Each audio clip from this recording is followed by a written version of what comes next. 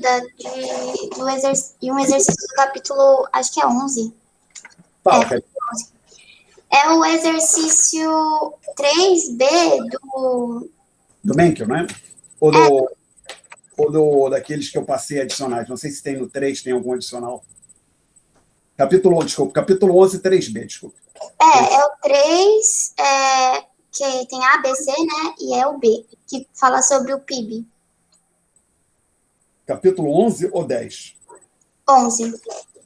Não, 11 é medindo o custo de vida, então seria capítulo 10. Não, esse exercício fala sobre PIB. Só. 3?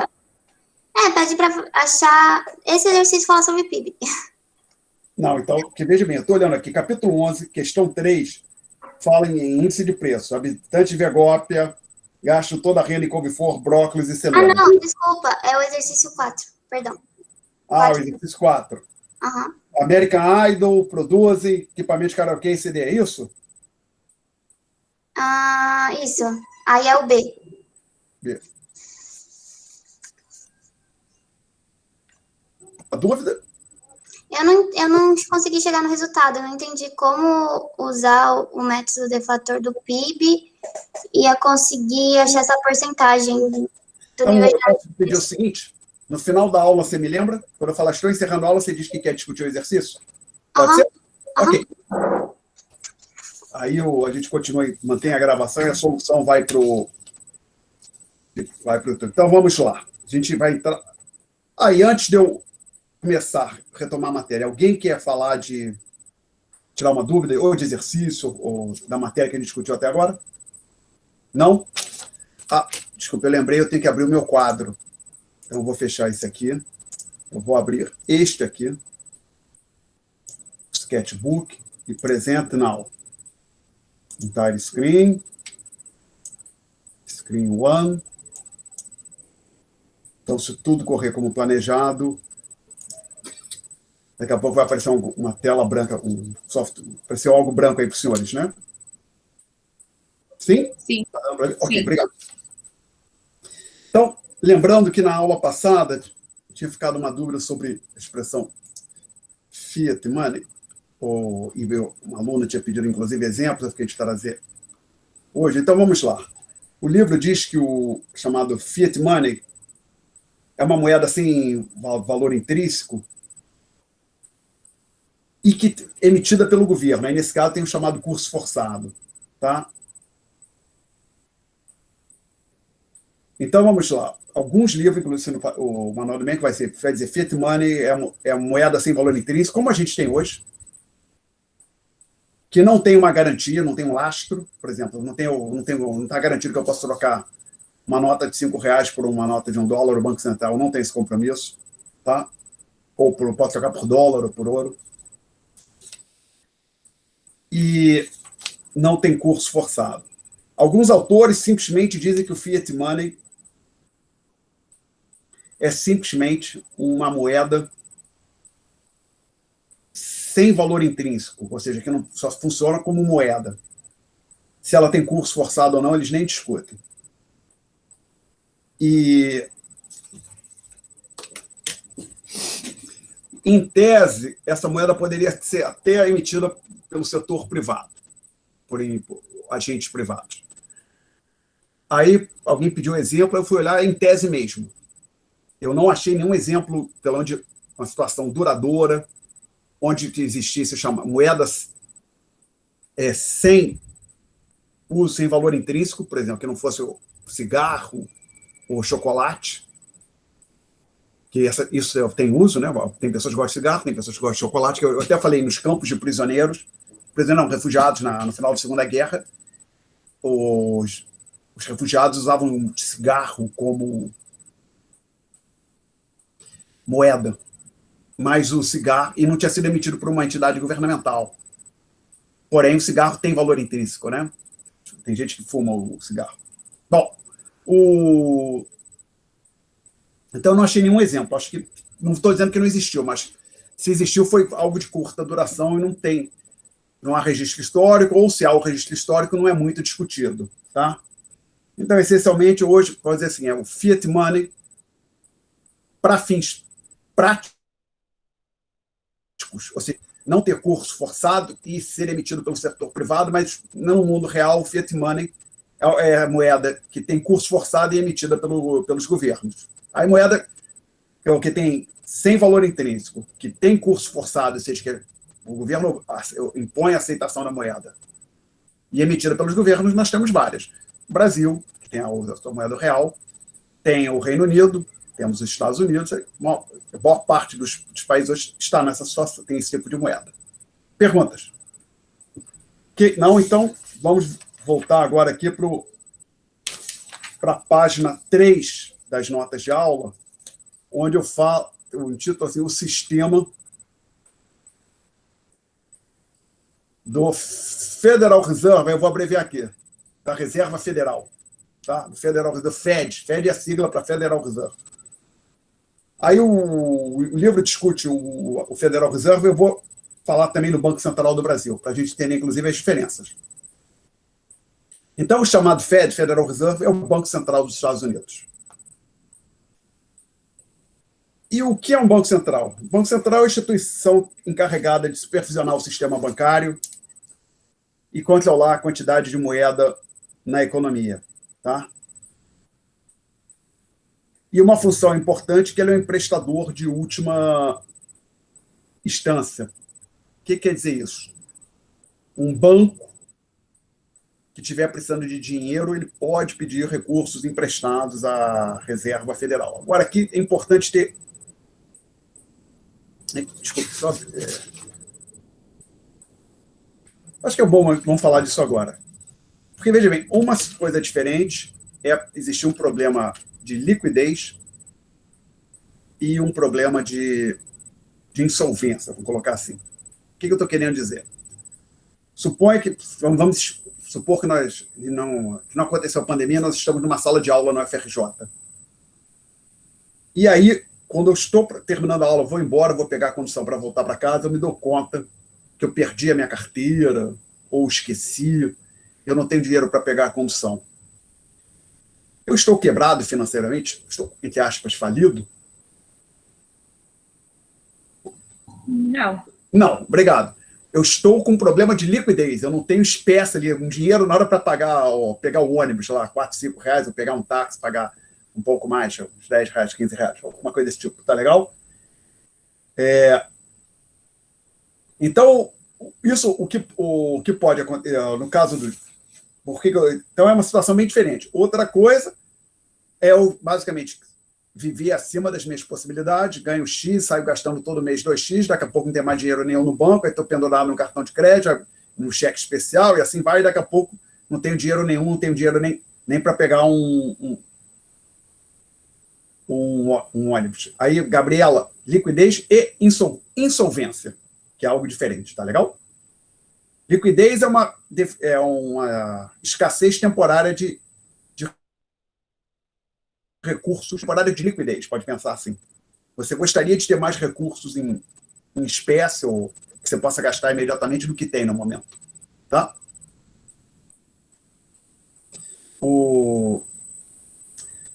A insolvência que realmente está falida. Então, não é um problema que houve um erro, um engano, perdeu a carteira, ou esqueceu a carteira, ou saiu, pessoa que estava saindo de casa com 100 reais, com 40 reais, e saiu, na verdade, só com 5, se enganou. Pessoa que tinha 30 reais no bolso e não tem.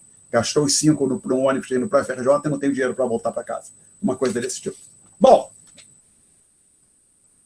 por que eu estou falando isso? Porque, veja bem, é bastante comum pensar aqui, o que acontece num banco qualquer. Pensa, coisa assim, numa agência só. Quantidade de gente que entra numa agência qualquer, num banco, no período antes da pandemia, entra lá, faz depósito, faz saque, paga conta, e paga boleto, gente que faz saque ali no caixa automático, isso só numa agência. Imagine a quantidade de transações que tem numa única agência num dia. Aí isso...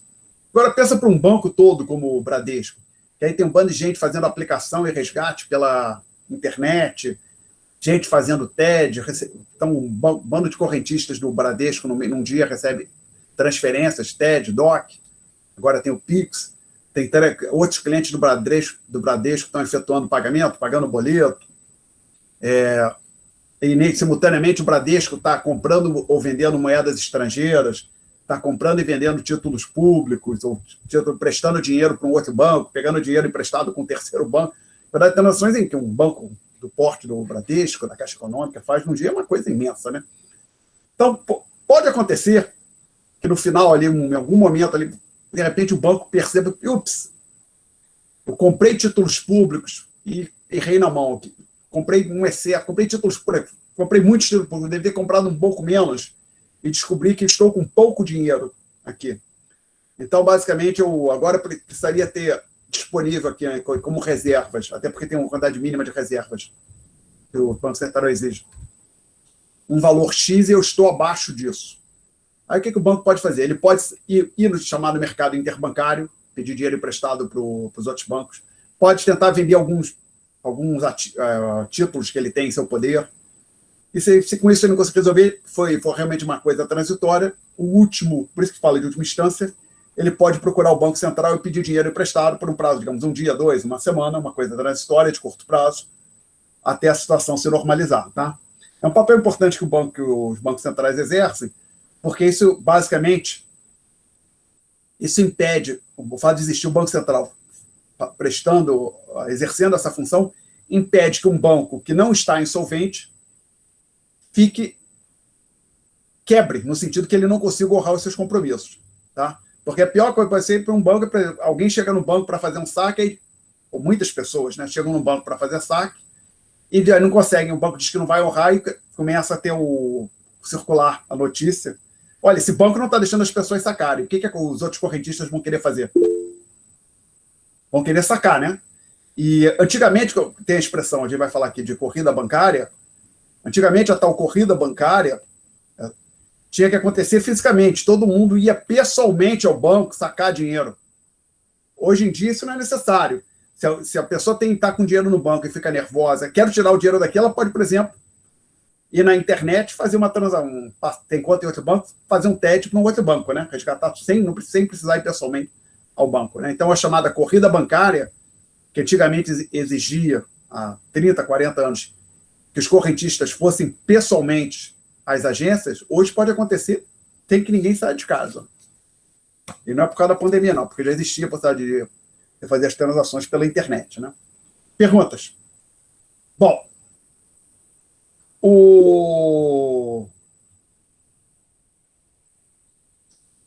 Professora, eu tenho uma pergunta. Já tem algum exemplo prático que a gente pode anotar aqui de um banco que teve insolvência ou de que ele quebrou mesmo e que teve que pegar dinheiro com o Fed, com o Banco Central, no caso brasileiro, né?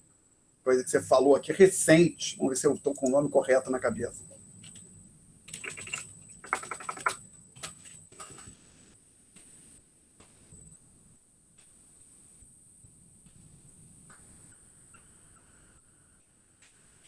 Pan-Americano.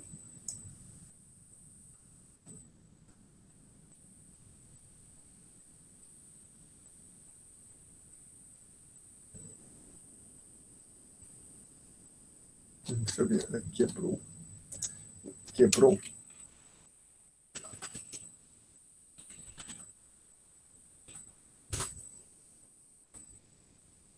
Sim. Banco Pan-Americano, depois pode fazer uma busca no Google. O Banco Americano, chamado Banco Pan-Americano, teve problema, tá certo? Então acabou sendo, parece que pelo que eu vi aqui, foi comprado pelo Banco Pactual, isso foi em 2011, não tem tanto tempo assim. No passado, na época ainda do governo Fernando Henrique, um banco grande que teve problema, Banco Econômico, tá certo? Então é chamada liquidação extrajudicial, tá? Além do Banco Econômico, se não me falha a memória, um outro banco que era um banco relativamente grande que existia aqui, Bamerindos. Até apareceu aqui a sugestão, o Bamerindos faliu. Banco Bamerindos, tá? Corridas bancárias. Na época da Grande Depressão, houve várias corridas bancárias nos Estados Unidos. Vários bancos passaram por isso. Pelo que eu sei, no Brasil, eu não estava aqui na época, mas em 1999, houve corrida bancária. Muitas pessoas correram para os bancos para sacar dinheiro na época que o real foi desvalorizado, no começo do segundo mandato do presidente Fernando Henrique. Tá? no livro,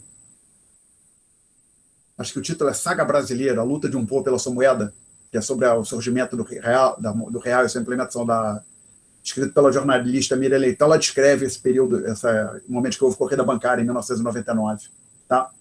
No Brasil. Está respondido, Gabriel? Vamos falar mais um pouco sobre as corridas bancárias nos Estados Unidos, rapidamente. Bom, então é importante que essa função de prestador de última instância que o Banco Central exerce é importante para o bom funcionamento do sistema financeiro. E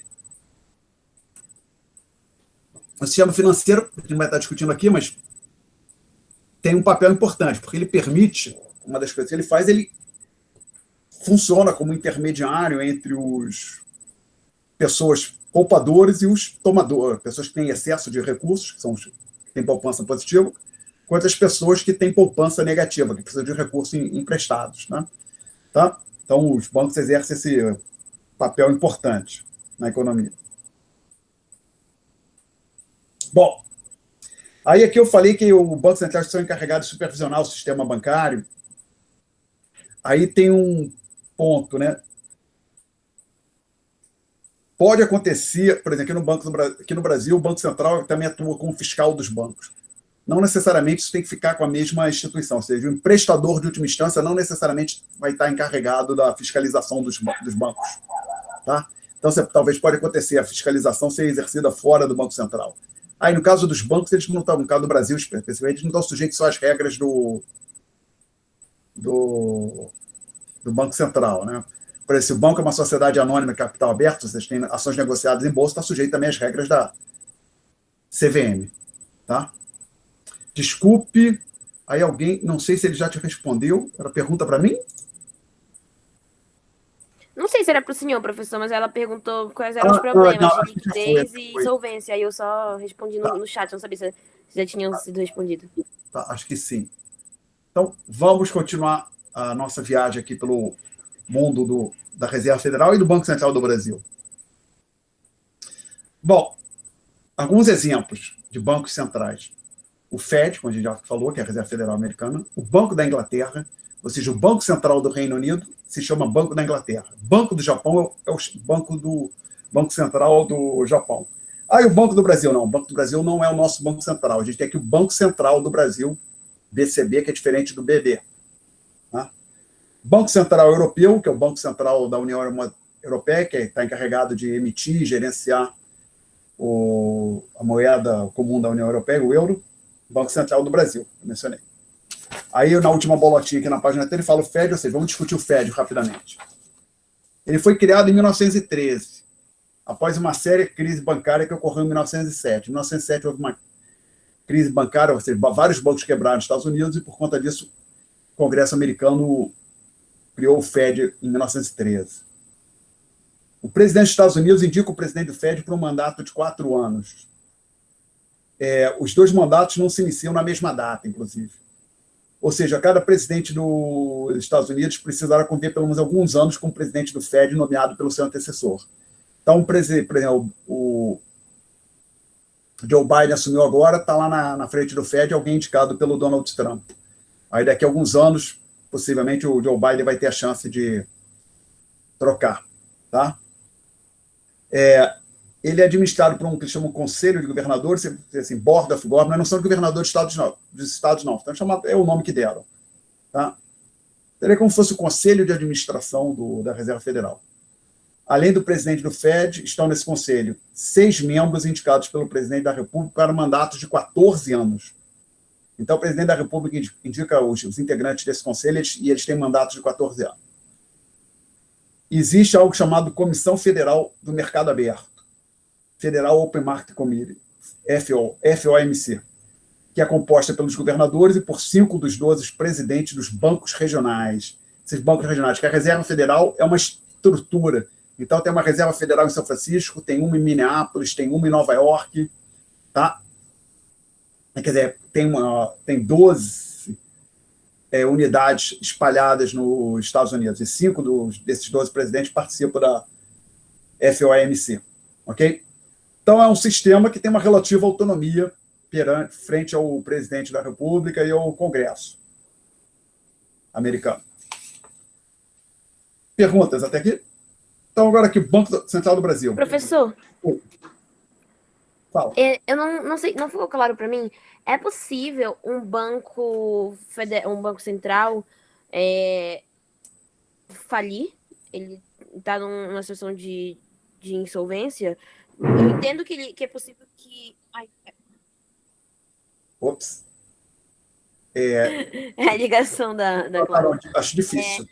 Porque, normalmente, nunca, um Banco Central falir, acho que nunca aconteceu. Já aconteceu de Banco Central, então falir, vamos colocar assim, quando a gente fala falir, parece que a entidade fecha, deixa de existir, né? Nunca soube de acontecer, tá? Mas já aconteceu que, por exemplo, de Banco Central deixar de pagar dívida no exterior, tá? O Banco Central do Brasil. O Banco Central tinha dívidas com bancos e com a FMI. Uma hora ela disse, não estou conseguindo pagar, jogou para frente. Teve uma moratória ou uma negociação, tá? Isso acontece com alguma relativa frequência, tá? Não estou dizendo que eu falei, mas numa situação mais grave, não seria possível. Porque aí, normalmente, o que acontece é o seguinte, os bancos centrais, eles têm uma fonte de recursos, que é a emissão de moeda, que normalmente é suficiente para financiar o banco lá com os seus funcionários. Eu imagino que seja, eu nunca soube de um banco central quebrar, tá? É suficiente para pagar o salário dos funcionários, comprar computador, para tocar a sua estrutura. Porque lembra, o Banco Central ele pode emitir moeda, tá? Inclusive, eu falei, a base monetária é um passivo do Banco Central. Aí, quando a moeda está super desvalorizada, aí haverá inflação. Geraria mais inflação. A gente teve isso aqui no Brasil. Mas o Banco Central brasileiro não quebrou.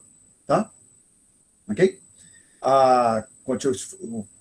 Agora, o que acontece às vezes é que o governo federal, o governo central, tirando o Banco Central, ele pode ficar inadimplente, dizer que não paga a dívida, não estou pagando, não vou honrar os meus títulos. Mas até onde eu sei, nenhum Banco Central, até porque o Banco Central, normalmente, não é sempre assim, mas normalmente os bancos centrais não emitem títulos, ou seja, eles não se endividam. Normalmente eles compram e vendem títulos emitidos pelo governo federal, pelo chamado Tesouro Nacional, que é no caso do Brasil, que é separado do Banco Central, tá legal? Então, por exemplo, a Reserva Federal Americana, ela compra e vende títulos emitidos pelo Tesouro Americano. Ok?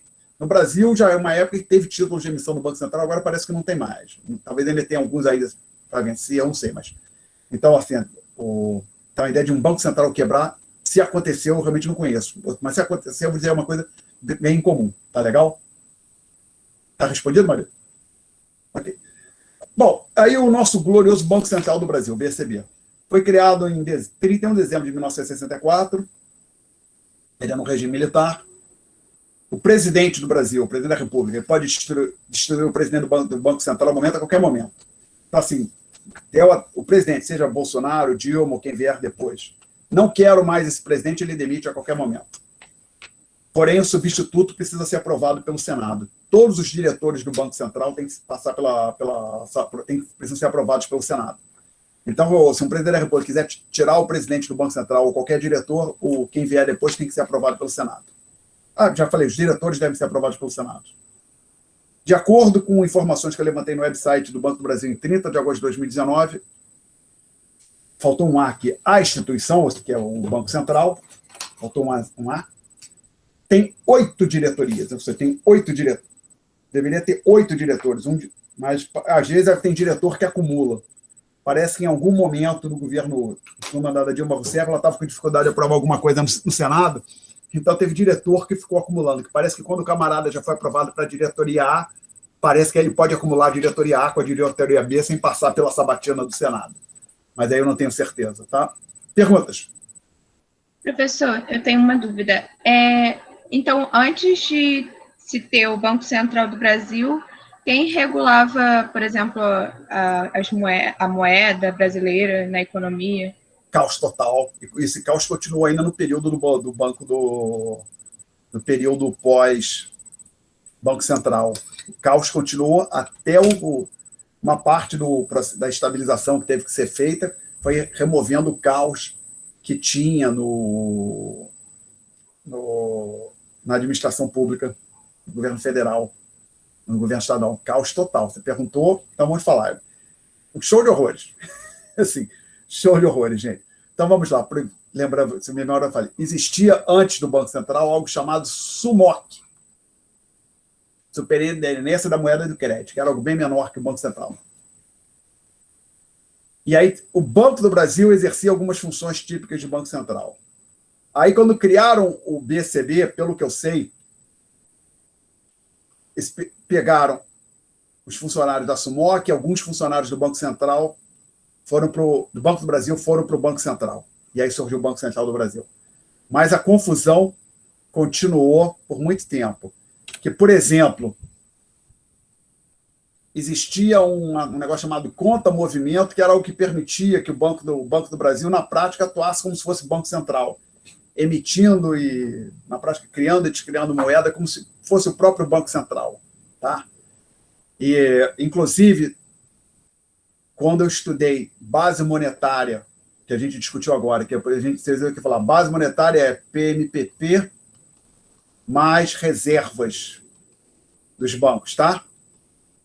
O que eu aprendi, a primeira base monetária era PMPP, mas as reservas dos bancos, que não eram o Banco do Brasil, dos outros bancos, mais depósitos à vista no BB. Nenhum lugar do mundo é assim, mas no Brasil era assim, tá?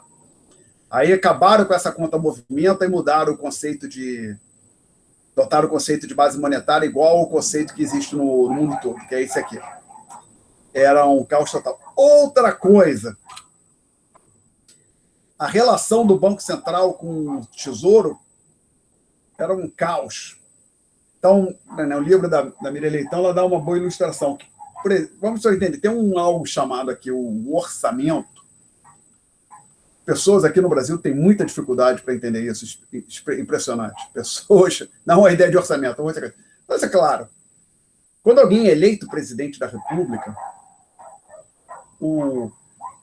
ele não foi indicado para ser imperador absoluto, supremo do Brasil, pelo período de 4 anos. A pessoa foi eleita para governar nos termos da legislação. Está claro isso para todo mundo? Assim, eu vim aqui, eu estou aqui dando aula, isso não me faz senhor absoluto dos meus alunos durante o período da aula, ou quando eles vão estudar no fim de semana. Tem regras que eu tenho que cumprir, né? Eu tenho que dar programa, tenho que cumprir o horário, essas coisas, né? Tem as regras, né? O poder não é absoluto. Eu posso preparar a prova do jeito que eu acho mais adequado, mas há regras que a gente tem que cumprir. Então, uma das coisas que restringe a ação do presidente da República, uma regra que deveria ser cumprida, é o orçamento. E, basicamente, vou pensar, o que é o orçamento de um governo, seja federal, estadual ou municipal? É basicamente uma coisa bem simples, uma previsão de receita e despesa que tem que ser aprovada pelo Legislativo. Tá? Tem uma mão levantada ou é impressão minha? Seria da Alice? A sua? Fala, Gabriela. Eu queria saber... Não, pode terminar seu raciocínio. O meu é sobre o BCB. Tá. Mas então o orçamento deveria funcionar assim, porque inclusive existe, veja bem, o orçamento, a existência de um orçamento, ou seja, de um limite de gasto, o que o presidente vai fazer, impõe limites ao poder do presidente da República. E veja bem, se não tem orçamento, o presidente pode gastar o que ele bem entender, seja no Brasil ou em outro país do mundo. Nossa, eu quero gastar, ele faz e gasta. Ele faz o que ele bem entender, é um poder muito grande. E era bem claro, chamados Founding Fathers, os pais fundadores da República Norte-Americana, que um governo poderoso demais era uma séria ameaça à liberdade e à democracia, né? Então, tinha o governo, a República que existe hoje nos Estados Unidos, que surgiu em 1788/89 com a Constituição, que está em vigor até hoje, ela impunha limites ao governo, ao presidente da República, o Congresso podia fiscalizar, tinha o judiciário e assim vai. Bom, então, por exemplo, uma das coisas é que o orçamento no Brasil não valia para nada, que basicamente alguém tinha uma ideia, a pessoa passava na sala do ministro, conseguia marcar uma audiência com o ministro da Fazenda, apresentava a ideia, e se o ministro da Fazenda gostasse, ele mandava fazer. E se não tinha dinheiro, o Banco Central pagava, financiava. Era uma coisa desse tipo. Tá? Então, assim, era um caos total. Não é de surpreender que o Brasil vivia uma inflação, vivia por anos com taxa de inflação extremamente elevada. Um outro problema que tinha eram os chamados bancos estaduais. Hoje quase não existe, mas ainda existe o Banrisul, que eu saiba. Não sei se é de outros, bancos que pertencem aos estados. Na época, cada estado tinha o seu banco estadual, tinha o seu. Por exemplo, aqui no Rio a gente tinha o Banerj, não sei se vocês chegaram a conhecer. Alguém lembra, se viu, lembra. Em São Paulo existia o Banespa. No Rio Grande do Sul existe o Banrisul. Existe sim. Tem agência em Copacabana e no centro, inclusive. O Banrisul existe, sim. O Banrisul tenho certeza. Banespa não existe mais. O Banerj foi comprado pelo Itaú, o Banespa pelo Santander. Tá? Qual era o problema? Os governadores dos estados usavam os seus bancos estaduais para se financiar, por exemplo. Eu quero... Aqui está errado, né? Vocês podiam ter me ajudado, hein? Vocês querem colocar isso no YouTube só para me humilhar, não é isso? Não posso confiar em vocês, é coisa feia, tá? Quando tiver errado, vocês me avisem, senão eu vou parar de botar as coisas no YouTube, hein? Tá? Bom, estaduais, acho que agora está correto, né? Ok? Bom, o que os governadores faziam? Eu quero dinheiro, o Estado está sem dinheiro, eu quero dinheiro para gastar. Não era exatamente isso, é como se ele passasse no banco, abrisse a gaveta, pegasse uma sacola de dinheiro e levava para o Tesouro do Estado para gastar. Mas não era assim. Mas como funcionava? O Estado emitia títulos estaduais, da dívida estadual, e o banco do próprio Estado comprava aqueles títulos. Tá? Outra coisa, dependendo do que fosse, ele podia forçar o Banco do Estado a emprestar dinheiro para algum projeto que fosse do interesse do governo do Estado. Resultado, esses bancos, volta e meia, estavam semi-falidos e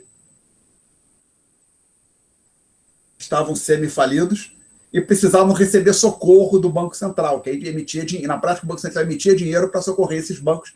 E aí não era um problema de liquidez, eram bancos essencialmente insolventes. Tá? Tem uma passagem famosa, não vou dizer o nome, vocês procurem no Google. Dizem, não sei se é verdade, que eu testemunhei, mas vi várias menções na imprensa, em textos, que um governador de São Paulo que conseguiu eleger a pessoa que ele tinha escolhido como seu sucessor, teria falado o seguinte: eu quebrei o Banespa, mas fiz o meu sucessor. Não sei se isso é verdade ou não, mas talvez ele não tenha falado, mas que aqui isso aconteceu. Ele fez sucessor e o Banespa saiu bem ruim da história. Tá? Então era um caos total. Então o orçamento no Brasil era algo praticamente irrelevante. Os camaradas, os governantes faziam, seja no nível estadual, federal, faziam o que bem entendiam. Tá? Então tudo isso foi falar porque alguém fez uma pergunta sobre como as coisas funcionavam no Brasil, no Banco Central. Funcionavam muito mal, mesmo depois da criação do Banco Central, continuaram funcionando de forma ineficiente e ruim. Isso foi sendo melhorado ao longo a partir do final da década de 80, acho que a conta movimento acabou em 88, eu não me lembro exatamente quando. Então foram feitas várias reformas para criar uma estrutura que permitisse o Brasil se livrar da inflação. Então, assim, o plano real não foi só trocar a moeda. Tira essa moeda que existe, que chamava antes Cruzeiro Real, e traz essa nova que é real. Não, teve muito mais coisa. Tá? Aí tinha uma pergunta da Gabriela. Isso mesmo. Eu queria saber como é que funciona esse substituto do BCB. Se ele funciona que nem um vice-presidente, ou se ele é alguém a ser nomeado, ou se o presidente ele pode renomear um presidente independente do substituto. Não, peraí. Você falou como funciona a substituição do presidente do Banco Central do Brasil? Não, como é que se esse substituto funciona como um vice-presidente, por exemplo? Eu sei, o presidente do Banco Central não tem um substituto. Até onde eu sei, posso estar errado, mas acho que não tem. É que nas notas da aula está dizendo assim, o substituto precisará ser aprovado pelo Senado. O substituto quer dizer assim, não é que é um vice-presidente que estava aqui no Brasil, tem o presidente da República e o vice-presidente, Bolsonaro e Hamilton Mourão. Governador no Rio tinha... o Wilson Witzel ainda é governador? Nem sei. Tinha o Wilson Witzel e esse Cláudio Castro. Agora tem só o Cláudio Castro, não tem mais vice, né? Assim, que nem quando a Dilma saiu, o Temer entrou e ficamos sem vice, tá? Mas a situação usual é que tem presidente, vice, governador e vice. Não existe o vice. Esse substituto, que talvez não tenha ficado claro, é escolhido. A pessoa escolhida pelo presidente precisará ser aprovada pelo Senado. Então, funciona assim. O presidente da República, ele olha, não quero mais esse sujeito lá no Banco Central. Tira. O novo presidente é esse aqui, esse fulano aqui. Esse fulano precisará ser aprovado pelo Senado. Não existe uma linha sucessória para o presidente do Banco Central do Brasil. Não existe, se sai o presidente do Banco Central, vem automaticamente um vice ou um diretor do Banco Central. Não, é de livre escolha do presidente da República, tá legal? Agora eu entendi, para mim era outra parada, obrigada. Tá. Esse substituto não é um vice. Professor? Oi. Eu tenho uma dúvida em relação ao funcionamento dos títulos do Banco Central. Esses títulos que o Banco Central ele vende é só para controlar a oferta de moeda? Deveria ser. O Banco Central compra e vende títulos. Essa, na situação ideal, é isso, para controlar a oferta de moeda. Basicamente, ele quer retirar moeda de circulação, ele vende títulos. Ele vai entregar títulos para os outros agentes, bancos e entidades diversas. É como se essas pessoas entregassem moeda para o Banco Central. Fisicamente não acontece, mas você pode interpretar assim. O Banco Central entrega um lote de títulos, quem compra o lote de títulos entrega moeda de volta para o Banco Central. Então, né, nessa operação de venda de títulos, o Banco Central destrói moeda. Esse é o termo que se usa nos textos de economia. E quando ele compra títulos, ele cria moeda ou injeta moeda na economia. Tá legal? Entendi. Então, esses títulos estão no M4, seria isso? Esses títulos estão no M4, mas a operação de compra e venda de títulos vai impactar a base monetária. Depois a gente vê mais à frente isso. Que aí pode, só para você entender, olha aqui para a base monetária. O base monetária está aqui na página 2, lá no final, na última linha. Suponha que um banco qualquer, por exemplo, o Bradesco, compra títulos do Banco Central, tá legal? Suponha que ele vende títulos para o Banco Central. O Bradesco chega para o Banco Central, ou o Banco Central assim, estou comprando títulos públicos. Aí o Bradesco toma, o Banco Central, toma esse lote de títulos públicos. Isso aqui vale R$1 milhão, por exemplo. O que acontece é que o Banco Central vai registrar que o Bradesco tem um saldo adicional de R$1 milhão nas reservas dos bancos do Bradesco no Banco Central, tá legal? Então, essa compra, transação com os títulos públicos impacta a base monetária. Ok? Tá claro, Eliseu? Ok. Eu tenho uma dúvida ainda em relação a... Não sei se é uma dúvida boba, mas... qual é a relação, se tem ou não, o Banco Central com o Tesouro? Tem alguma coisa a ver? Não deveria. Vamos lá. O Banco Central não pode financiar o Tesouro, o que não acontece. Foi uma das coisas que a gente veio com a Lei de Responsabilidade Fiscal, tá? Que acho que é de 96, não tenho certeza agora. Chamada Lei de Responsabilidade Fiscal. O Banco Central não pode financiar o Tesouro. Na maior parte do mundo, é negado, o Banco Central não pode financiar o governo ao qual ele está associado.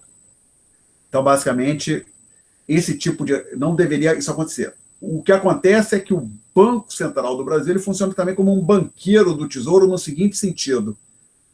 O Tesouro tem uma espécie de conta corrente junto ao Banco Central, tá? E quando o Banco Central ele compra e vende títulos públicos, que são títulos do Tesouro. Mas, em tese, isso deveria funcionar assim. O Tesouro chegaria, olha, Banco Central, conforme está aqui no orçamento, agora eu posso fazer um leilão desse lote aqui, de um lote de títulos públicos no valor de 5 bilhões. Por favor, faça esse leilão para mim. Aí o Banco Central, tá bom, vou fazer o leilão. Faz o leilão, mas, em tese, o Banco Central não deveria comprar os títulos do Tesouro. Ok?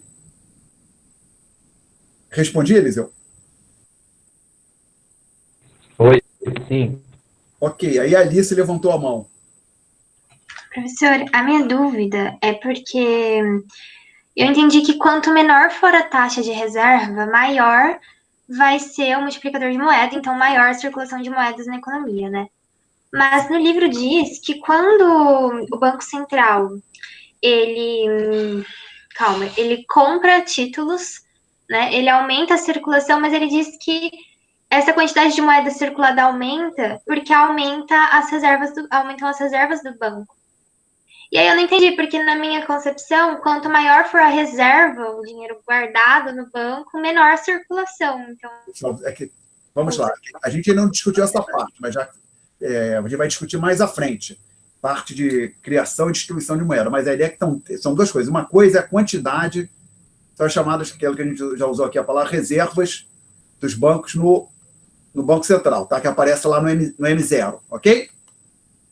Outra coisa é a chamada reserva mínima que o Banco Central exige que os bancos mantêm, que isso normalmente é uma percentagem, tá? O Banco Central vai dizer o seguinte, olha, dos depósitos que vocês recebem, você tem que manter, por exemplo, 40% sob forma de reservas. Aí são coisas diferentes. Então, quando aumenta se isso aqui aumentou, tudo mais constante, a base monetária aumentou, tem mais moeda para circular na economia. Porém, se o Banco Central puxar essa alíquota para cima, ele torna mais difícil para os bancos emprestar dinheiro, isso tende a reduzir a quantidade de oferta. A quantidade vai discutir mais à frente exatamente como é que esses dois mecanismos funcionam. Tá legal? Ok? Mais perguntas, gente? Bom, então, aí tinha sido feita como é que funcionava de existir o Banco Central. Não era uma coisa meio misteriosa, meio confusa, realmente. Não é à toa que gerou inflação. O Brasil conviveu com a inflação por décadas. Aí agora vamos falar, do Copom, Comitê de Política Monetária. Ele foi instituído em 20 de junho de 1996, baseado naquela mencionada, quando estava discutindo o na Comissão Federal do Mercado Aberto, a FOMC, Federal Open Market Committee. Então eu escrevi, inspirado pela FOMC e similares, que existem no Reino Unido e na zona do euro. Tá? O comitê, esse Copom, ele é composto pelo presidente e pelos diretores do Banco Central. Além disso, que a estrutura do Banco Central é assim, presidência, diretores, ou presidência, diretorias e departamentos. Então, assim, é o terceiro escalão, terceiro nível hierárquico do Banco Central, é chefe de departamento. Alguns chefes de departamento também participam das reuniões, mas não têm direito a voto. Eu não sei exatamente quem são esses chefes, mas imagino que existia, acho que ele existe, Departamento de Mercado Aberto. Imagino que esse camarada, o chefe de departamento, vai estar lá. Tem um outro departamento, o departamento de licitação e aquisição de compra de material, que está encarregado de comprar toner para impressora, papel. Aí o RH. O RH não precisa participar da reunião do Copom. Após cada reunião é divulgada uma ata da reunião, um resumo do que as pessoas discutiram, tá? Eu coloco aqui a fonte de onde eu tirei a informação. E recentemente, de 99 para cá, já não é tão recente assim, né? Já tem mais de 20 anos, o Brasil adotou o chamado sistema de metas de inflação, que é adotado por vários países do mundo, não foi criado aqui. Nova Zelândia tem, Reino Unido tem, tá? Que isso, basicamente, o Banco Central deve perseguir, ajustar a política monetária de forma que a inflação atinja uma certa meta. Usualmente, a meta é um valor central, por exemplo, 4%, admitindo uma oscilação de 1% em cada direção. Então, deve cair no intervalo entre 3% e 5%, alguma coisa assim, desse tipo. Agora, realmente, não me lembro qual é a meta para esse ano. Tá? Mas é uma coisa, não é muito diferente de 4%, não. Tem funcionado relativamente bem para o Brasil. Perguntas? Bom. Professor, tem. Fala, Eliseu. Oi. Eu queria saber, eu estava tentando relacionar como que os tomadores de empréstimo, eles podem influenciar, de repente, na inflação, por causa da oferta de moeda, ou na verdade, vamos supor assim, sei lá, os credores dão conta de depósitos. Quer dizer, de todos os empréstimos que estão sendo tirados. Aí eu peço que você aguarde um pouco. Isso aí está relacionado à parte de criação de moeda, distribuição, e a gente vai discutir mais à frente. Pode ser?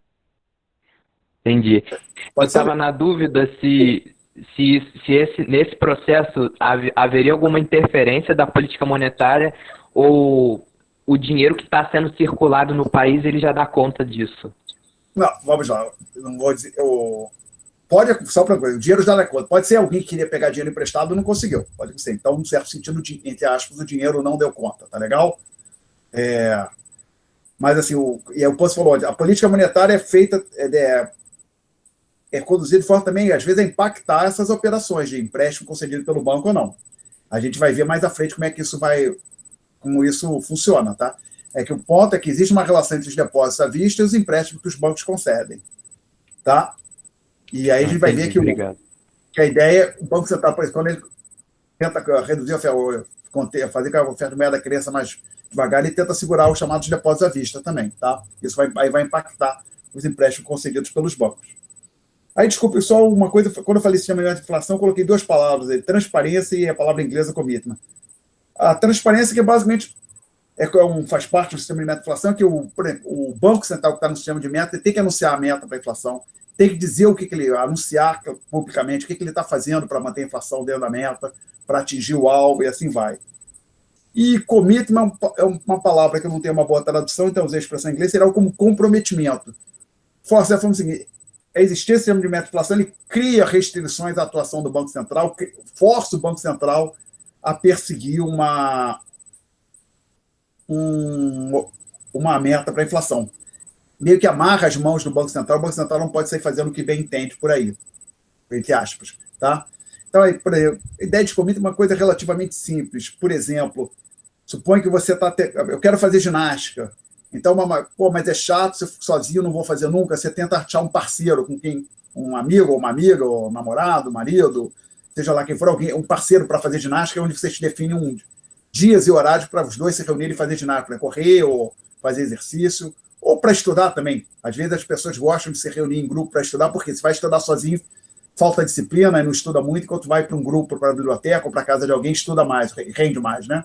Então, se vamos pensar o seguinte, essa reunião de grupo de estudo, também uma das coisas que ela faz é criar um commitment com a atividade de estudo, ok? Um compromisso. Mais perguntas? Então, agora acho que vamos começar a entrar naquilo que as pessoas tinham feito, algumas perguntas. Inclusive o Eliseu, eu falei, pedi para aguardar um pouco, também a Alice tinha falado alguma coisa, que já estava relacionado a isso, quando nós vamos falar nos bancos, na parte bancos, os bancos e a oferta de moeda.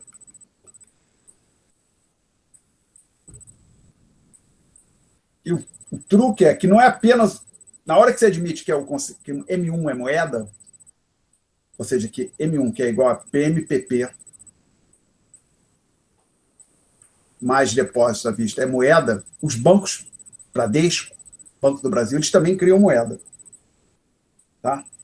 Então, na primeira bullet item desse tópico, eu digo assim, Banco Central tem pleno controle sobre M0.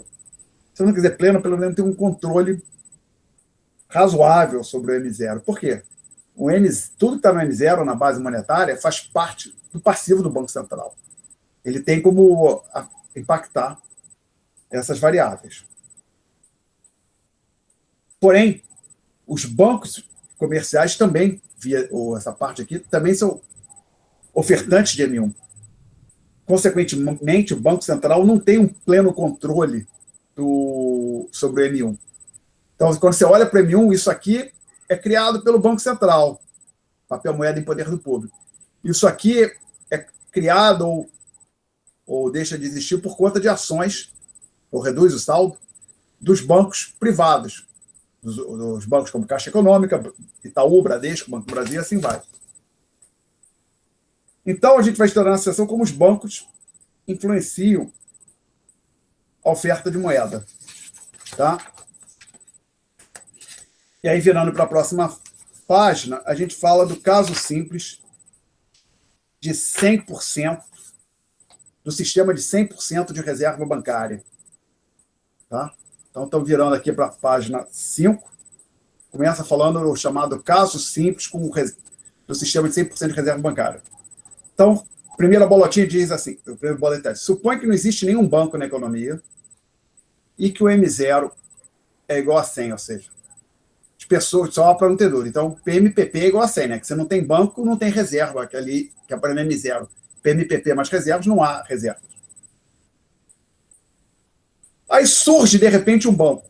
Alguém tem a ideia de criar um banco. Aí suponha que as pessoas gostam tanto do banco que elas depositam todos os recursos que ela tem no banco. Aí o nosso autor, ele ilustra que fala do primeiro Banco Nacional, coloca aqui uma representação bem simples do que seria o balanço do Banco Nacional. À esquerda, o ativo, à direita, o passivo. E, basicamente, ele tem aqui reservas. Aqui são o quê? Reservas em espécie. Que as pessoas pegaram as moedas e cédulas e entregaram para o banco. E, por sua vez, o banco ficou,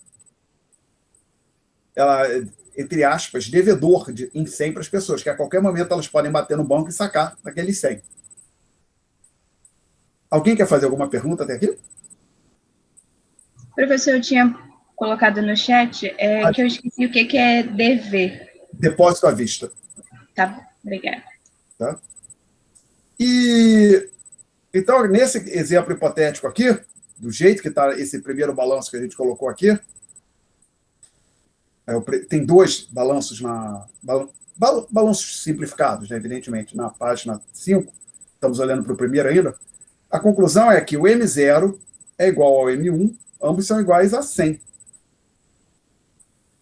Inclusive, o que acontecia? Antes, você tinha M0 igual a 100, mas era tudo PMPP. Na hora que as pessoas depositaram os recursos no banco, o saldo do PMPP passou para 0, porém as reservas bancárias, que eram nulas, passaram para 100. Então, só mudou a composição da base monetária, mas a soma, o total dela, continua em 100. Tá?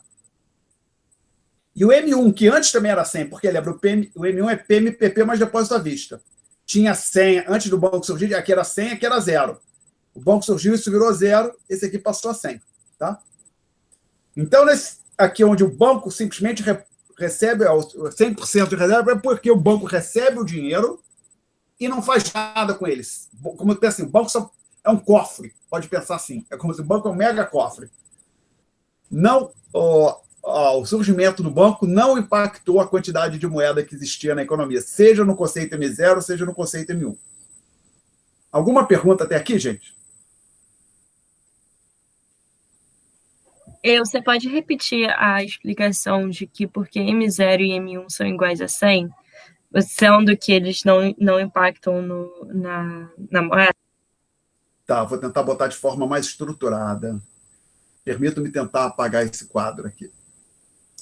Foi só que eu fiquei meio para trás, assim, quando você foi falando, acho que falou rápido. Se você falar mais devagar, acho que eu... Desculpe, vamos lá. Tentar aproveitar. É um problema comum, peço desculpas. Vou tentar agora aqui, acho que eu consigo apagar aqui também. Apaguei bastante coisa, mas apago aqui. Agora eu vou apagar aqui. Aqui. Aí agora eu vou fechar esse aqui. Passar para esse aqui. Ok.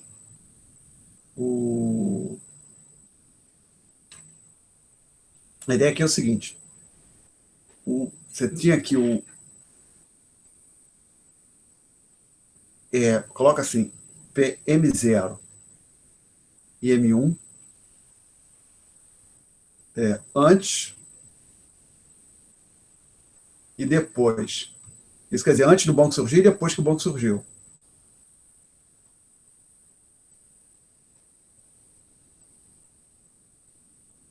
Tá? Você tinha, só para o vendedor, colocar aqui PMPP. Deveria ter. Vou fazer uma troca aqui. Será que eu consigo? Por que eu escrevo torto assim? Isso é uma. Vamos ver. pensar, vou tentar colocar aqui, estamos aqui, perdão, vou mudar isso aqui. Desculpe, vou apagar de novo.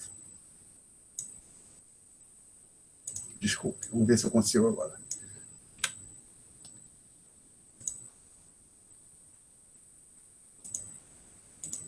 Vamos lá. M0, com seus componentes PMPP, reservas dos bancos, tá? O Banco Central. Não, reserva no Banco Central em espécie, tá? E aqui total. Aí agora eu vou colocar aqui M1, no seu componente PMPP, depósito à vista e total. Tá? Desculpe, aqui eu não quero essa barra aqui ainda não. Quero essa aqui. Aí vou colocar essa barra aqui.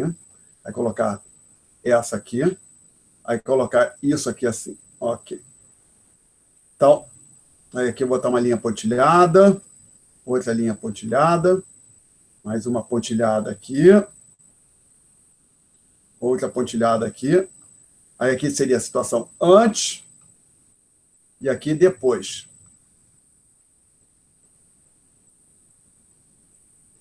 Então, vamos lá.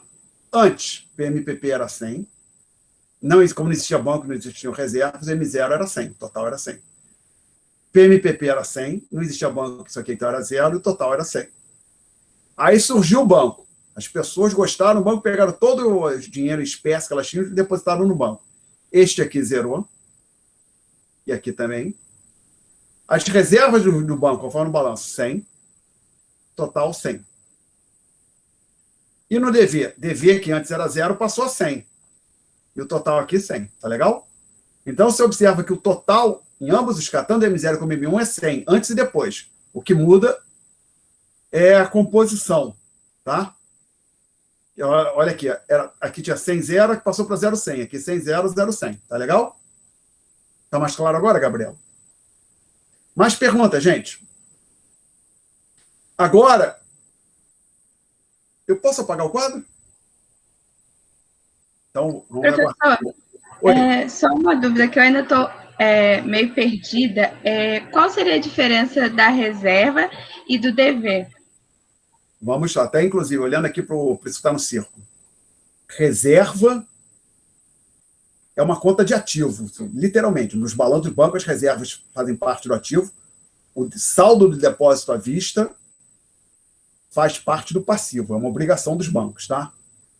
Então, a ideia é aqui ficaram ambos iguais a 100. No próximo exercício, não vai ser assim. A reserva, por exemplo, você pode olhar um pouco mais abaixo, reserva vai ser 10, depósito vai ser 100. Tá legal? Aqui ficou com o mesmo valor, mas não é, são coisas diferentes. Então, pensa assim, a reserva, um ativo, por exemplo, nesse exemplo aqui, o que são essas reservas? Moeda e cédulas em espécie em poder do Banco Nacional, que é o primeiro Banco Nacional, que é o nome, tá legal? Tá ok até aqui, Maria Vitória? Sim, sim. É algo que o banco tem, tá lá tá no cofre, numa gaveta, tá fechada a chave. Porém, aquilo lá não caiu do céu. Teve uma contrapartida. O banco assumiu uma obrigação perante os seus depositantes, que, veja bem, a qualquer momento o depositante pode passar um cheque, os depositantes passar um cheque, ou mesmo ir lá pessoalmente no Banco Nacional, falar, ó, abre aí, por favor, me atende, eu quero sacar o dinheiro que eu tenho depositado, tá? Então, o saldo dos depósitos à vista, o saldo total dos depósitos à vista é uma conta de passivo dos bancos. Então, por exemplo, vou olhar o balanço do Bradesco, vai ter um item lá, depósito à vista, quer dizer, o total do saldo dos depósitos à vista que os depositantes do Bradesco têm no Bradesco. É um passivo do Bradesco, tá ok? Uma obrigação. Ok. Dessa forma ficou mais fácil, falando da contabilidade. Tá? Aí vamos fazer aqui uns exemplos onde os valores serão distintos. Posso apagar o quadro agora? Bom, aí a gente vai falar no sistema de reservas fracionárias.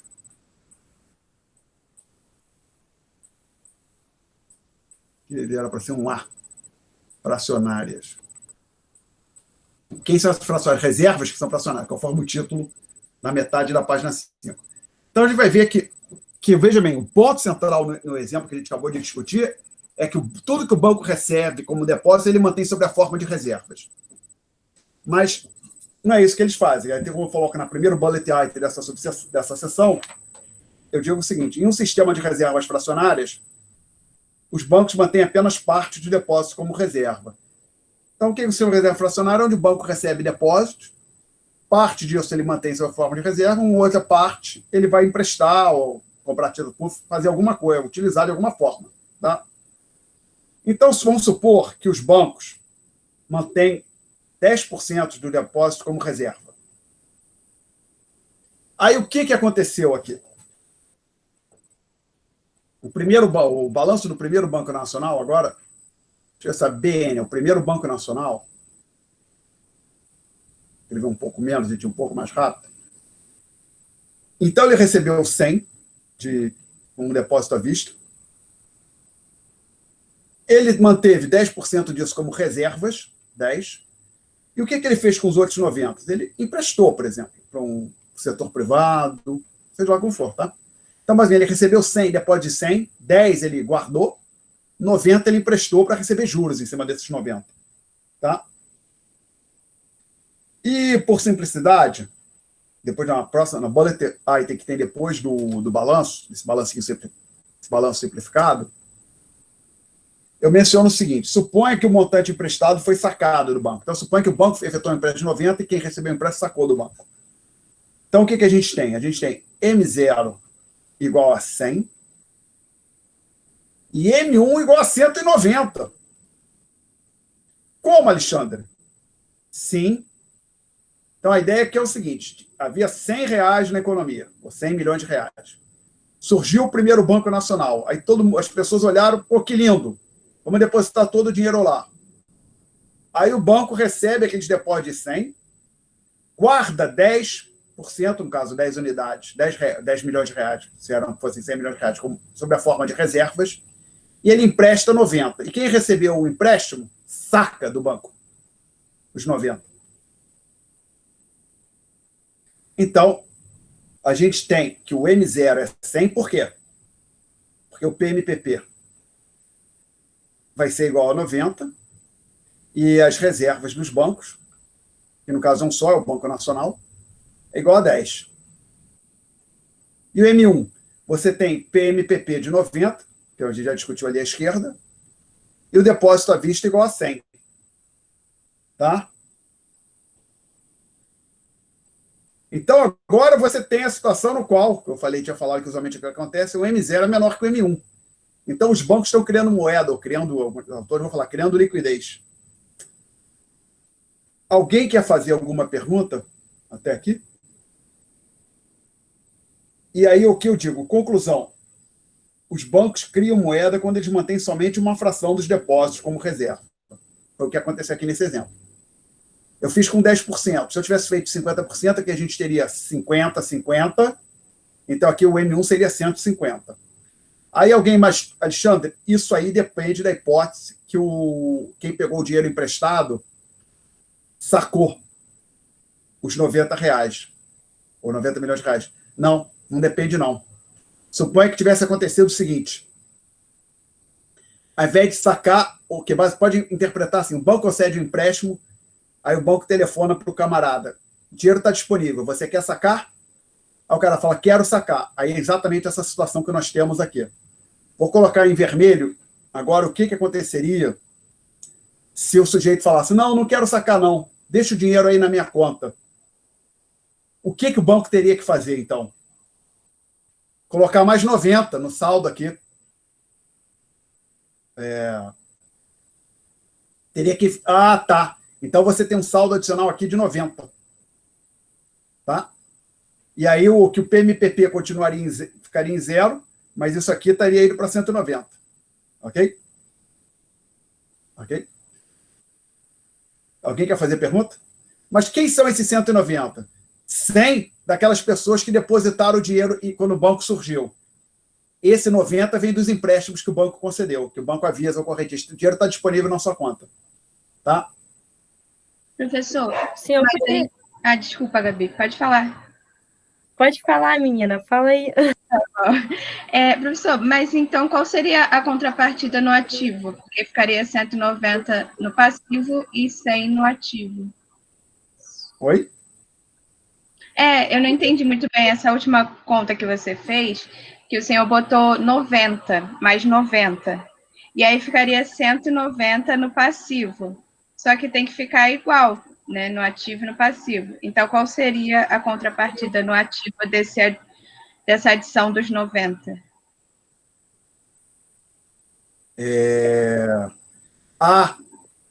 Perdão, tem que fazer uma correção.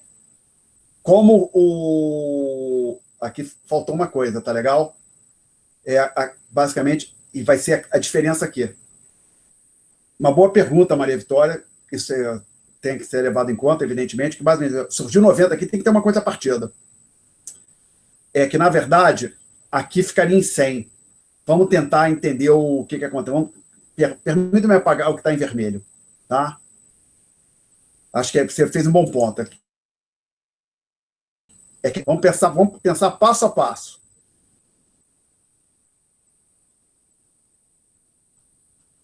O que acontece? As pessoas depositam dinheiro no banco. Tá? Então, aqui está zerado ainda. As pessoas depositaram dinheiro no banco. O banco recebeu R$100 em espécie e os depositantes têm um ativo junto ao banco no valor de 100. Até aqui está ok? Aí agora o banco concede o seu primeiro empréstimo. Então agora o banco está concedendo um empréstimo. Aí o banco vai, antes de finalizar a transação, ele liga para o correntista e diz, estou liberando o dinheiro. Você quer sacar? Se o camarada falar que quer sacar, simplesmente aqui vai ficar com 10. Vou fazer em vermelho agora. Vermelho, no caso que o agente, quem pegou o empréstimo, vai sacar.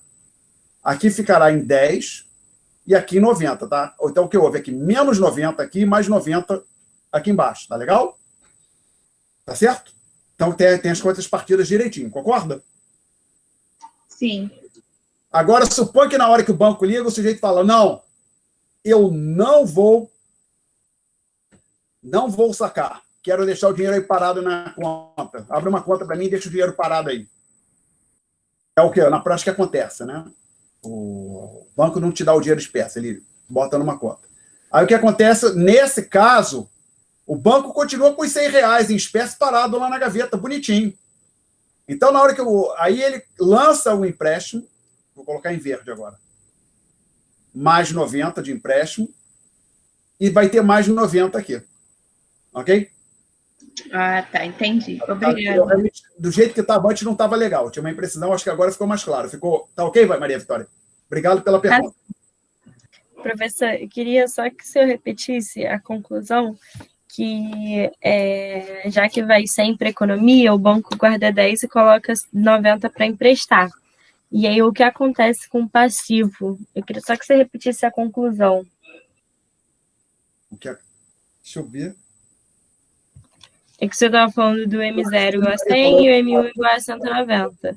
Então, a gente podia concluir que para a economia, né, havia 100 na economia, então o banco guardou 10 e colocou 90 para emprestar. E aí, quais são as consequências disso? A consequência é que o M1 passou para 190. Agora, o M1 é maior que o M0. O M0 continua em 100, mas o M1 foi para 190. Ok? Então, agora você tem um volume de liquidez além do M0. Na situação de 100, moeda, sistema de 100% de reserva bancária, a situação anterior, na primeira metade da página, o M0 era igual ao M1. O M0 era igual ao M1 antes da criação do banco e depois da criação do banco. Agora, não. Nessa situação, assim, quando o banco surgiu e ele emprestou dinheiro, se abriu uma diferença do M0 para o M1. O M0 ficou menor que o M1. Tá legal? Bom, então a conclusão que tem o segundo bullet item depois do balanço, do segundo balanço na página 5, é que os bancos criam moeda quando eles mantêm somente uma fração dos depósitos como reserva. Tá? Agora, um ponto importante. A sociedade, pelo menos, se olhando apenas para essa informação que a gente tem no quadro, aqui nas notas de aula, ela não ficou mais rica por ter mais moeda. O que define o bem-estar na sociedade é o que ela produz. Então, só isso, sabe, criou moeda, não vai surgir, fazer ninguém ficar mais rico. O ponto que a existência do sistema financeiro permite que os recursos sejam alocados de forma mais eficiente. E por que isso é importante? Porque, por exemplo, entenda, o que o banco faz? O que os bancos fazem, que é algo importante. Basicamente, os bancos funcionam como intermediários entre os agentes superavitários com os agentes deficitários. Então, eles intermediam os recursos. Tá? E isso é um papel importante. Porque imagina assim, se eu tivesse com dinheiro sobrando, eu não pudesse depositar no banco. O que eu vou fazer? Vou ter que abrir um restaurante ou abrir também tenho dinheiro sobrando, eu vou ter que ter uma ideia minha para usar esse dinheiro, esses recursos estão sobrando, tá? E se eu quero pegar dinheiro emprestado, vou no banco, não tem banco, não existe banco, então eu vou ter que sair batendo de porta em porta para pedir dinheiro, porque eu tenho uma ideia para criar um restaurante ou um empreendimento, né? Então, a existência do sistema financeiro, dos bancos, permite que os recursos sejam alocados de forma mais eficiente e permite então, que o PIB seja maior, que a economia cresça, e assim vai. Mas a criação de moeda sozinha, ela não gera mais riqueza. Tá? Inclusive, tem um ponto importante. Tá? É que, na hora que a gente está fazendo, dizendo que o M1 está aumentando, estamos criando moeda, está acontecendo isso aqui também, né? O setor não bancário está se endividando, tá certo? Então, a contrapartida dessa expansão de moeda é que o setor não bancário está ficando endividado também. Mas ficar endividado não é uma coisa ruim, necessariamente. Não, que eu não gosto de ficar endividado. Isso é verdade. Mas, assim, se a pessoa ficou endividada para financiar um bom projeto, aí é uma coisa boa. Tá? Bom, aí nós vamos entrar na parte do multiplicador monetário. Pelo menos vamos dar uma pincelada aqui. Por quê? O que eu estou falando? Virando a página. Posso apagar o quadro? Ninguém protestou. A próxima sessão se chama Multiplicador da Moeda. É um bom nome. Que a criação de moeda não para no primeiro Banco Nacional. Lembra? Foi o primeiro banco que surgiu. Suponha que agora surgiu um segundo banco. E aí, quem recebeu aqueles R$90 que não gostava do primeiro banco, ele leva para outro, que o autor chamou de segundo banco. Vamos chamar aqui de segundo banco. Evidentemente, você não precisa falar que surgiu um banco. Pode pensar agora o seguinte: esses aqui são bancos que já existiam e estão falando das novas operações. Então, o segundo banco, vou colocar assim, segundo BN, então só uma coisa, aqui estão falando na parte de multiplicador. Olha só que coisa legal. Primeira vez que eu vi, fiquei assim, como pode? O segundo BN, ele recebe aqueles depósitos. O sujeito que pegou 90 emprestados junto ao primeiro DN levou para o segundo Banco Nacional e depositou aqui 90. Aí o que o segundo banco faz? Ele guarda 10% sobre as formas de reservas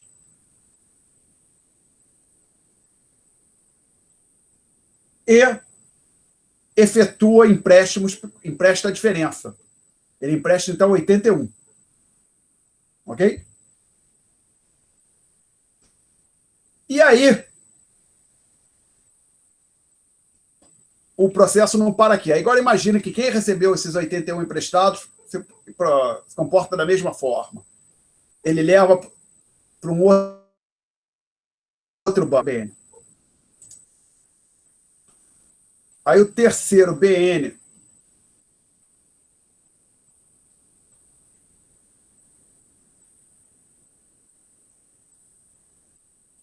ele recebe um depósito num montante de 81.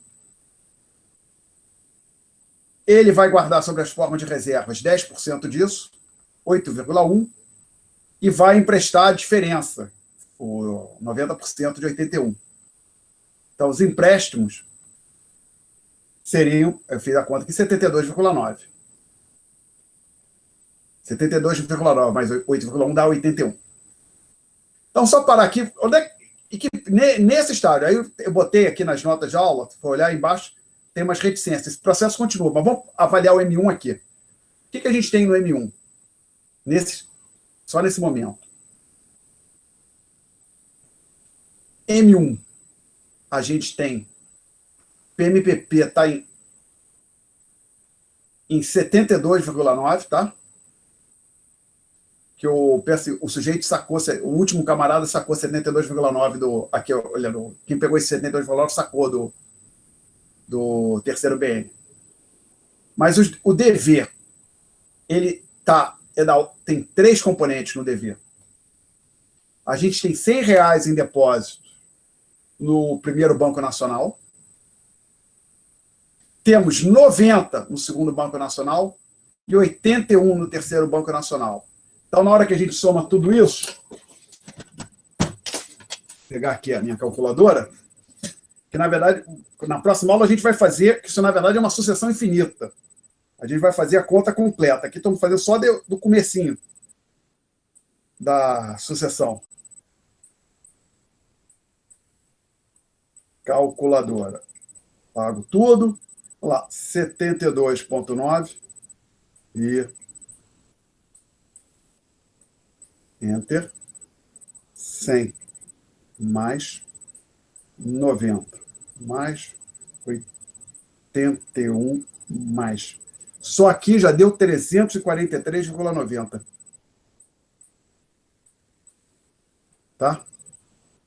Então, M1, só nesse estágio. E lembra, tem mais coisa. Ó, botei aqui, ó, que a gente vai discutir, completar o raciocínio na próxima aula. Tá? Mas só aqui já deu 343,90. A gente vai ver que vamos chegar a 1.000. Pode ver que tem um número 1.000 ali, na hora que a gente vai fazer uma conta depois. Perguntas? Até aqui. Não temos perguntas? Então, na próxima aula, a gente retoma desse exemplo, completa. Tem uma mão levantada. Fala, Maria. Vai, Marvi. Enfim, não, agora eu fiquei confusa, porque eu não entendi por que junta todos os deveres. Porque quando a gente fala assim que M1 é igual a PMPP mais DV, é o saldo total de todos os depósitos, o saldo total dos depósitos, saldo de todas as contas correntes que existem na sociedade, tá legal? Então, então é o total do país. Então, esse total é dado o quê? Pelos 100 que estão no primeiro Banco Nacional, 90 no segundo e 81 no terceiro. Só que tem mais coisa que vem depois, tá legal? Mais perguntas? A minha era exatamente a da... Ok. Então, acho que eu estou parando a matéria nova por aqui. Tinha uma pergunta no começo da aula da Rebeca sobre um exercício. Vamos discutir o exercício, Rebeca. Posso apagar o quadro? Ninguém protestou, vou apagar. Então, a Rebeca fez uma pergunta sobre o... Não me lembro, seria lista 2 ou lista 3? Lista 2, né? Não é isso? Eu te falar, é o capítulo 11, questão 4. É isso, Rebeca? A Rebeca está por aí? Não? Então, tem alguma outra pessoa que queira fazer pergunta? Tá? Perguntas? Não temos pergunta, então acho que eu vou encerrar, hein? Então, ninguém vai fazer pergunta? Não há. Oi, professor. A Rebeca está assim, é que o PC dela travou. Travou, então vamos aguardar um pouco. Mas ela está ouvindo, ela falou que ela está ouvindo. Ah, ela está ouvindo? Tá, obrigado, Luísa. Então, acho que era essa a pergunta dela. Capítulo 11, questão 4. Obrigado, Luísa, pela ajuda. De nada. E capítulo 11, questão 4, que tinha colocado na lista. E ela, mas na verdade, a dúvida dela era sobre o item B, mas se não me falha a memória. Então, o que a gente tem nesse exercício aqui? A gente tem 2 bens, eles colocam máquina de karaokê e CD, com 2 anos, 2011, 2012. Então, aqui, quantidade.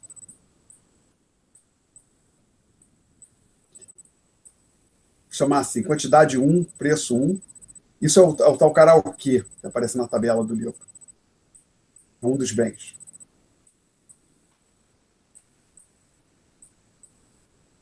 Bem 1. E aqui para o bem 2. Teríamos, então, quantidade 2, preço 2. Então, os valores aqui são 10, 12, 40, 60, 30, 50, 10 e 12. Seria bom se eu conseguisse usar uma régua aqui. A tabela fica bem ruim mesmo. Coisa horrorosa. Aí a pergunta item B é: utilize um método semelhante ao do deflator do PIB. Calcule a alteração na percentagem do nível geral de preços. Considere também 2011 como o ano base. Então, o que você tem que fazer aqui é fazer o seguinte. Basicamente, você tem que, entre aspas, calcular o PIB, como se tratar esses 2 bens como se fosse a única coisa que a economia produz, e calcular o que seria o PIB. Então, vou colocar aqui o Y de 2011 vai ser igual a 10 vezes 40 mais 30 vezes 10. Então, Y de 2011 vai ser igual a 40 mais 70, mais 30 dá 70, tá? O Y de 2012 vai ser 12 vezes 60, mais 50 vezes 12. Aqui eu vou pegar a calculadora para ir um pouco mais rápido. Y de 2012, 12, Enter, 60 vezes, Enter, 50, Enter, 12 vezes, mais, dá 1.320. Peraí, isso aqui está certo? 10 vezes 4. Aqui isso aqui está errado, né? Evidentemente. Y de 2012, 1.320. Primeira linha aqui está errada, né? É 400 mais 300. Aqui é 700, né? Botei 70. Isso, é 400 mais 300, 700. Até só curiosidade, deixa eu ver o que eu botei no... Eu dei um gabarito para isso, mas acho que eu só dei o número final, possivelmente. Vamos lá. Web, FTP Files, PDFs, não, Files, ensino, RI, listas, gabaritos.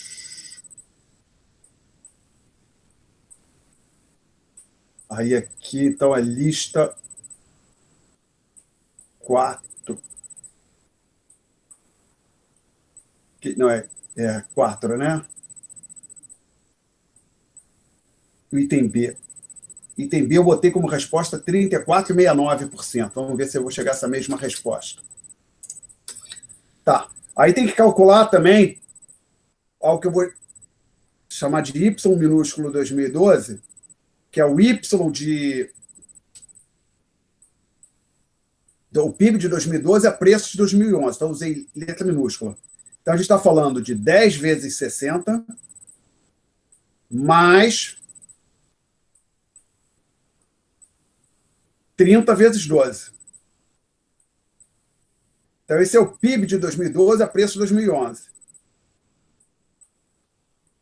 Isso aqui, então, é 600 mais 360. Então, eu acho que são 960. Vou conferir aqui na calculadora. Primeira, evidentemente, 630, Enter, 12 vezes, 360, 600 mais 960, como eu tinha falado. Ok. Agora, então, só uma coisa. Isso aqui seria a página 1 da minha resposta. Isso aqui seria a página 2, que eu vou tentar fazer sem apagar o quadro. Essa tabela deveria ter ficado menor. Ficou horrorosa, me desculpe por isso. Forma absolutamente ineficiente de usar o espaço. Agora tem que ficar fazendo isso aqui. Apagado aqui. Vamos ver agora se eu consigo completar nessa nesga que sobra aqui. Aí a gente tem que calcular o que seria a inflação usando o deflator em preços do PIB. E lembra que, então, o índice de preços para 2012, usando o deflator do PIB, é igual ao Y de 2012, maiúsculo, dividido pelo Y minúsculo de 2012,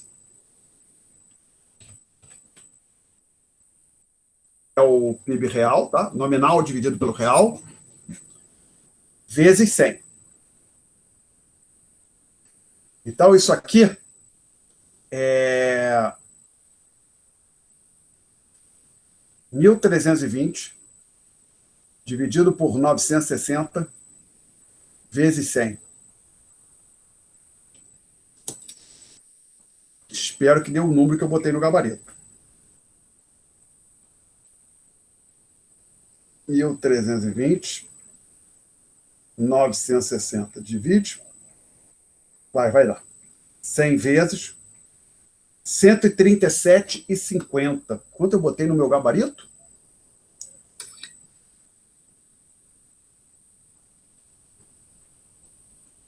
Questão 4. 34. Deu bem diferente. Só para ter certeza, estou falando os números corretos. 4A. Item A. Usado um método semelhante, calcule a variação da prestação e considere também 2011 como o ano base.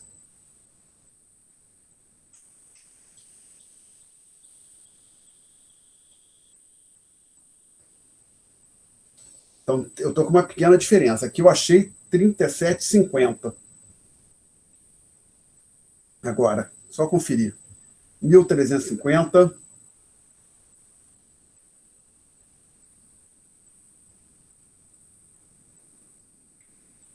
É isso, 1.320. 960 divide 100 vezes. Vai dar 137,50. Isso aqui, eu não vou botar o resultado final aqui. Aí, lembrando que o P de 2011 seria aí o Y de 2012. Não, Y de 2011 dividido pelo Y minuto de 2011, mas que é igual ao próprio Y, que aqui, isso aqui vai dar 1, vezes 100. Então, isso aqui é igual a 100. Então, a variação percentual daqui para cá é de 37,5%. Tá? E isso é o couve-flor. Couve-flor, sim, é o 3 e 4. Então, eu achei 37,50 aqui. No gabarito, eu botei 34,69. Me comprometo, senhores, a conferir isso e trazer verificar qual a resposta exata, ou trazer uma outra, espero que não, aqui seria número 3 para a próxima aula. Era essa a razão do problema, Rebeca? Será que seria? Você conseguiu voltar a falar? Eu consegui, obrigada. Eu tive problema com o meu computador, então eu não peguei 100% do seu raciocínio, mas eu cheguei a esse número também, 37,5%. 37,5%, tá. Deixa eu só tirar uma dúvida aqui. Não sei onde é que está. Não vai dar. Não, o que eu estou pensando é o seguinte, que eu já dei esse curso uma vez com uma edição mais antiga, não é impossível que quando eu compro a edição mais nova, os números tenham mudado e eu não tenha me dado conta. Mas você achou 37,5, né? Provavelmente está certo. Aí eu vou conferir se é realmente 37,5, então provavelmente o gabarito está errado. Então, inclusive, é bom que eu me lembro uma vez numa disciplina que eu lecionei na graduação de economia, também tinha um gabarito. Aí uma aluna pediu para eu resolver uma questão Ela falou, não, eu fiz, mas é que estou com dúvida porque minha resposta está diferente do gabarito, é impossível o gabarito estar errado. É evidente que não, né? Claro que pode ter erro, e parece que é o caso aqui, né? Tá legal? Mas, aí o outro que você teria feito o item A também, Rebeca, o item A deu igual? Deu igual o gabarito. Então aqui provavelmente eu errei na conta e eu digitei errado, não sei. Porque assim, provavelmente o número não mudou, né? Senão a resposta do item A não seria igual. Eu confiro e trago a resposta correta para a próxima aula, tá legal? Mas 99% de certeza que é 37,5. Eu achei aqui na hora, ninguém viu nenhum erro, você achou também, tá? Obrigado. Mais perguntas, gente? Sobre qualquer matéria, exercícios? Não? Então a gente para por aqui hoje. E hoje é quarta, né? A gente se encontra novamente na segunda, gente. Obrigado. Tchau. Estou desligando o microfone até segunda. Tenta, mais uma vez, tentar sair daqui sem derrubar a chamada. Boa noite. Boa noite. Boa noite. Boa noite.